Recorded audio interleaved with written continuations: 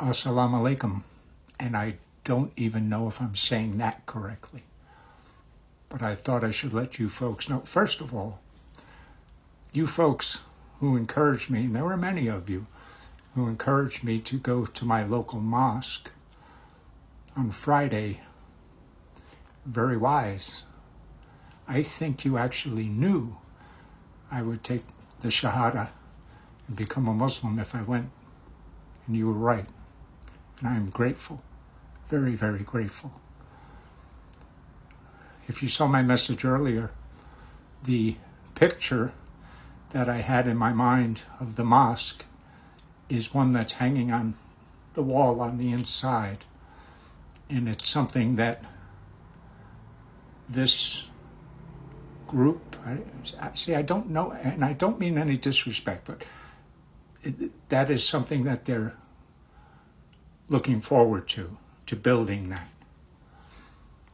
But I sat outside because I didn't want to go in, and I waited till someone showed up, and it was a young fellow, and he greeted me, Assalamu alaikum, and I said, hi, I'm brand new, and he, explained a little bit, and he said, well, let me go in and see if I could get the imam.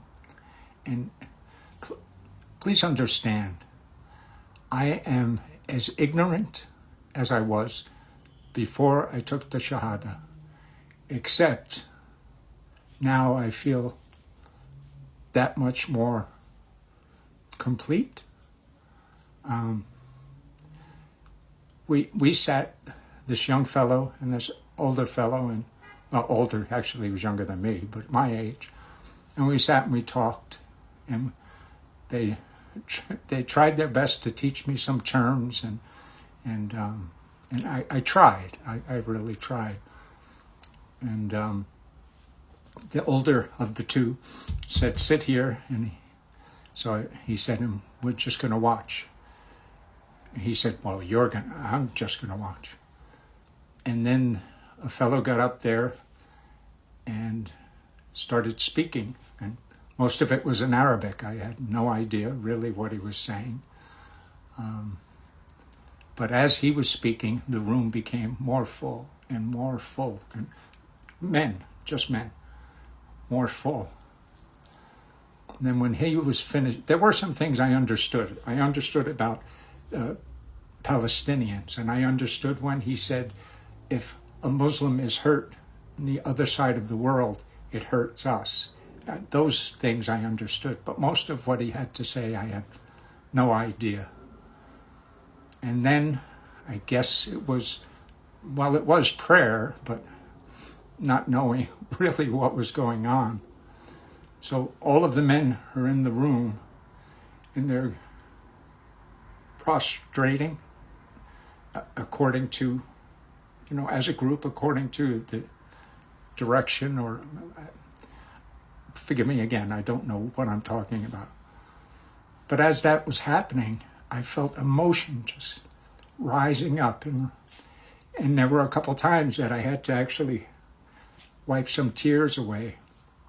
It was very emotional for me, again, not knowing what was going on. And when it was through, the older gentleman introduced me to the fellow who was doing the speaking. And he said, he welcomed me. They all welcomed me. It was very warm, and it was wonderful. But the guy who was speaking in the beginning, he shook my hand, and the older fellow of the two from the very beginning said he hasn't taken his Shahada yet.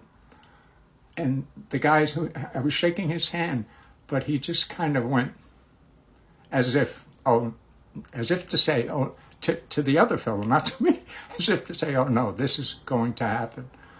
And after the room cleared out, this fellow my age, he said, pull up a chair, and we opened a book, and there was a very, very much younger fellow there, and he wanted me to start reading.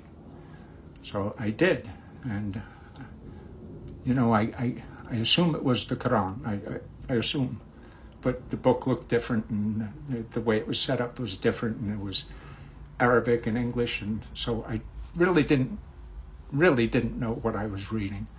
And I read a couple of verses, and he instructed me as to, if you mention Muhammad, you say, peace be upon him. But they said it in Arabic, and I was like, so he said, well, for now, just say, when you mention Muhammad, say, peace be upon him.